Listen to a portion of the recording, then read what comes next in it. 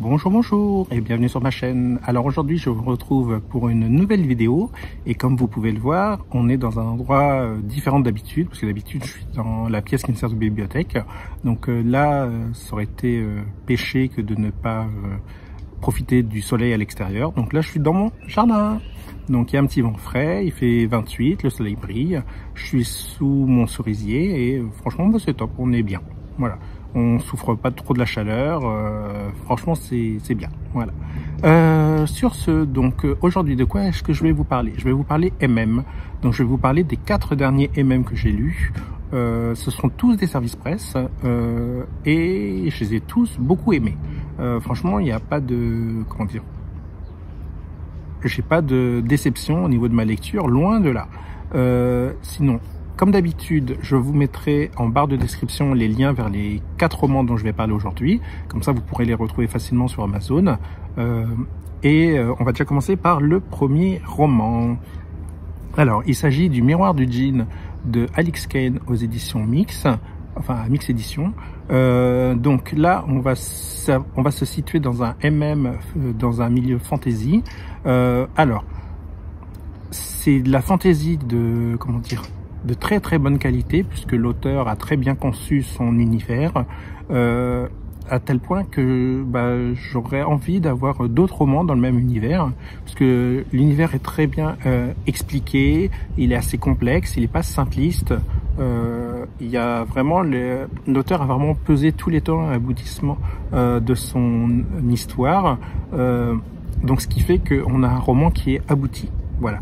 Alors on aura une romance même en fond, en trame de fond, mais c'est pas le sujet principal de ce roman, puisque là en fait on va y avoir une intrigue qui va tourner autour de la magie, parce qu'en fait on va suivre Soren qui est un menuisier magicien qui a pour but de créer un automate avec de la magie intuitive, quelque chose qui est normalement interdit, puisque là, dans cet univers on a des démons qui sont enfermés dans des objets inanimés qui les animent, etc. et tout, et on a d'autres types de magie. Mais la magie intuitive est quelque chose qui n'a jamais été créé, puisque là, en fait, il va utiliser aussi différents éléments que normalement on ne doit pas utiliser ensemble. Voilà.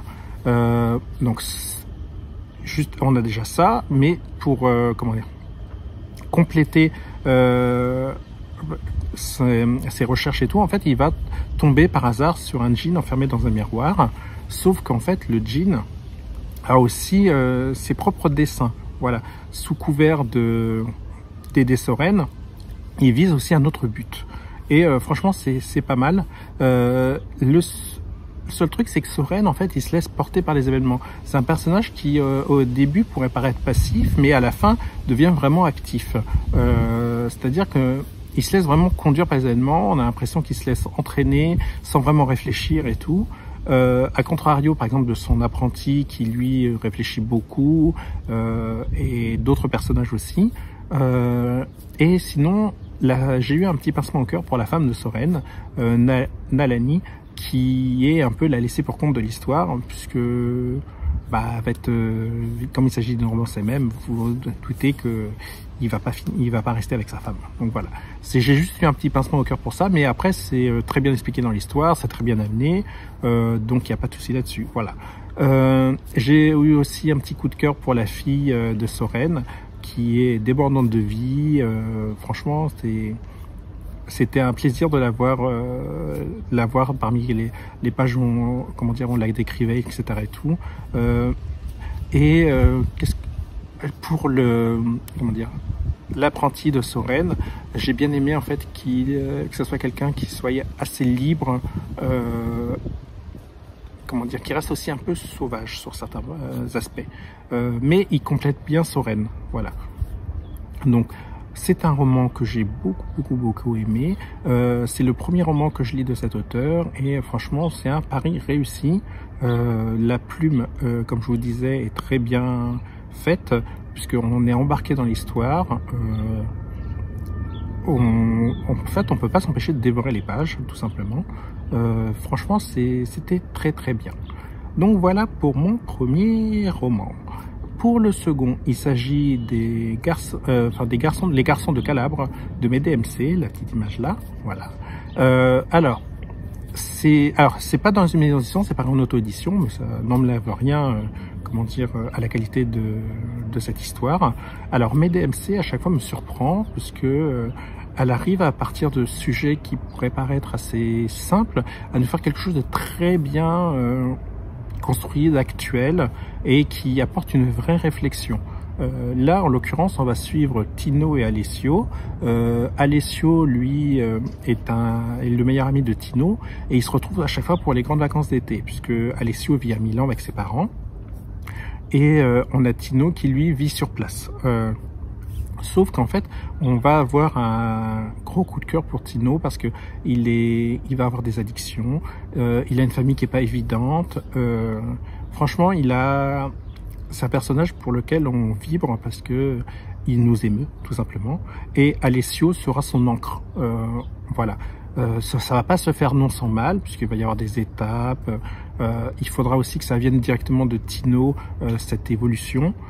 Donc il va passer par différents stades, il va vraiment tomber au plus bas et l'auteur arrive à nous, comment dire, à nous conter ça sans faire dans l'excès de pathos, c'est-à-dire que elle va pas non plus accentuer certains événements négatifs de manière à nous tirer tout le temps les larmes, etc. et tout. Non, elle va les raconter de telle manière que ça passe bien, etc. et tout, et on n'a pas l'impression de trop. Surtout, voilà, c'est très bien dosé. Voilà, comment dire d'autre, elle compte son romance et même de telle manière que c'est quelque chose de bien vivant. Et en plus, elle la place en Italie, dans un pays qui n'est pas nécessairement gay-friendly, donc surtout à l'époque où elle le place. Donc c'est vraiment pas mal de voir ça, de lire ça, plus lire, parce que elle touche juste. Voilà, c'est comme sa romance avec quelqu'un qui est musulman et comment dire, et un Français. Elle était très bien conçue. Là, c'est pareil, puisque elle va aborder différents thèmes, mais de manière correcte et sans excès. Voilà, elle pose les choses, elle nous les raconte, mais elle n'insiste pas lourdement dessus, comme certains auteurs le font, de manière à exagérer les sentiments. Là, il n'y a pas d'exagération, loin de là. Voilà. Donc, c'est un roman que j'ai adoré et que je vous recommande vraiment beaucoup, beaucoup, beaucoup. D'ailleurs, je crois que je regarde... Bah oui, de toute façon, dans ma liste, je n'ai que des romans à vous recommander. En fait, plus j'avance dans l'âge, non, je ne révélerai pas, comment dire, le nombre, plus je choisis mieux mes romans. Et j'ai très peu de déceptions. Donc c'est vrai que dans mes vidéos, vous avez très peu de déceptions qui apparaissent, puisque en fait, j'arrive à bien les choisir et à savoir en fait ce qui va me plaire. Voilà, tout simplement. Alors ensuite, en troisième roman, il s'agit de Riser, l'étoile de Xénon, donc le tome 2 de l'étoile de Xénon, de Kaeva, aux éditions Mix. Alors là, il s'agit du deuxième tome d'une duologie dont je vous ai déjà parlé, avec Ishtar, l'étoile de Xénon, comment dire, qui avait été un réel coup de cœur, une très belle découverte. Franchement, j'arrête pas d'y penser. Et là, j'attendais avec grande impatience le tome 2.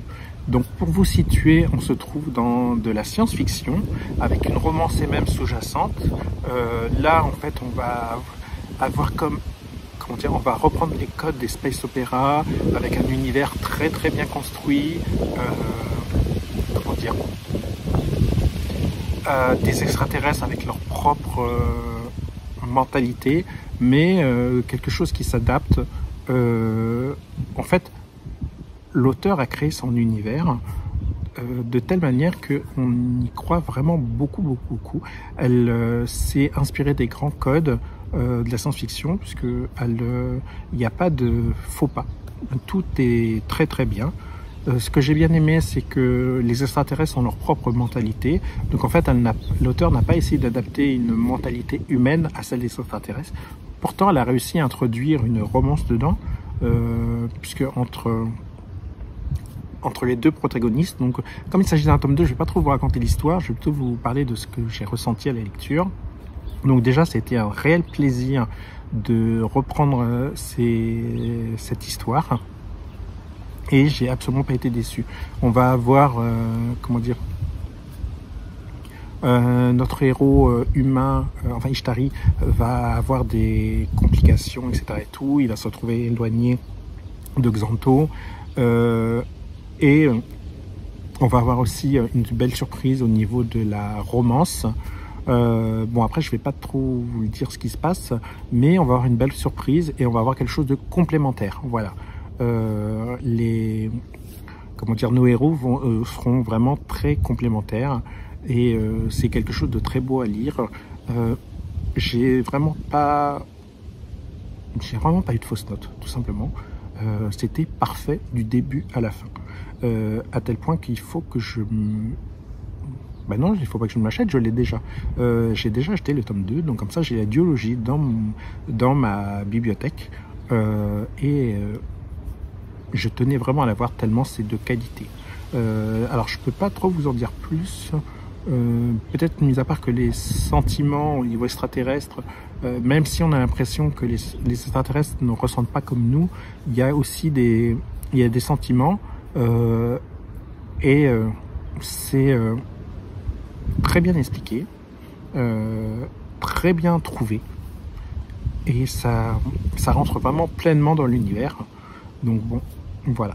Donc là, je pourrais pas trop vous en dire parce que c'est comme ça que je vous le disais déjà, c'est un tome 2, donc j'ai pas trop envie de vous révéler l'histoire et vous dire il va se passer ci, il va se passer ça. Donc le problème c'est que après, sinon vous avez des spoils et j'aime pas faire des spoils. Voilà. Donc Riser, l'étoile de Xénon de Kaeva aux éditions Mix, a pur coup de cœur. Si vous aimez la science-fiction et le MM, il faut absolument que vous lisiez ce roman. Enfin, ces romans, parce que c'est une duologie. Et en plus, comme c'est terminé et tout, vous savez qu'il n'y a que 2 tomes et que vous avez l'histoire, voilà. Ah si, petit truc, j'ai quand même versé ma larme à la fin. Voilà. Mais c'était tellement beau, voilà. Alors, le dernier roman, il s'agit de... Là, je vous le mets là, cette fois-ci. Donc... Dangerous Winter, le tome 2 de Ray Englight de Victoria Lace, où là en fait on va suivre 2 héros. Donc on va avoir Raphaël qui est un chef de gang et Drake qui est un shérif, ex du SWAT.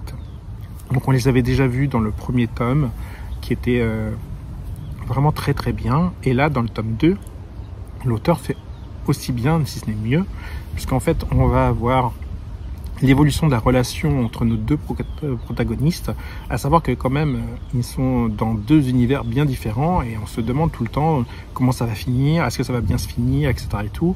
Et on s'aperçoit en fait que même si il y en a un qui est chef de gang, l'autre qui fait plutôt partie de la police, ils ont quand même des valeurs communes c'est vraiment bien. Voilà. Alors ça sera Dangerous Winter et en fait le titre porte très bien son nom, puisque ça sera comme... ils seront en danger, donc vis-à-vis de ce qui va se passer, de l'intrigue, etc. et tout. Et la relation aussi sera en danger, puisqu'en fait, on se demande comment ils vont arriver à concilier tout et à rester ensemble et à construire une vie. Voilà. Bon, alors, l'histoire n'est pas encore terminée, puisqu'en fait, on va avoir un 3e tome, qu'il faudra que je ne tarde pas à lire d'ailleurs. Mais le 2e tome est déjà une belle avancée, puisqu'on va avoir de l'action, des sentiments... une belle intrigue de base et aussi on va avoir comment dire de la romance aussi pas mal et tout, bien fait, et des moments muy caliente, puisque ça permet de comme on est quand même sous tension quand on lit ce roman, ça permet de faire baisser la tension, etc. et tout, avec ces petits moments assez hot. Mais ça permet en fait de nous permettre de reprendre notre souffle, surtout, et pas de... Comment dire, de faire un arrêt cardiaque, parce qu'à force d'avoir de la tension, etc. et tout, à force de vibrer pour nos héros, il faut quand même des petits moments, des petites pauses, voilà, pour permettre de reprendre notre souffle, voilà. Parce que c'est un roman qu'on lit d'une traite, si ce n'est... qu'on lit très rapidement, si ce n'est d'une traite, puisque c'est tellement bien, et c'est tellement prenant que voilà. Donc voilà, là je vous ai parlé des 4 romans MM que j'ai lus récemment. J'espère que ça vous a plu, j'espère que ça vous a donné envie de les lire. Donc surtout n'hésitez pas à me le dire en commentaire et à liker ou à vous abonner, d'ailleurs. Et sur ce, je vous dis à très bientôt pour une nouvelle vidéo.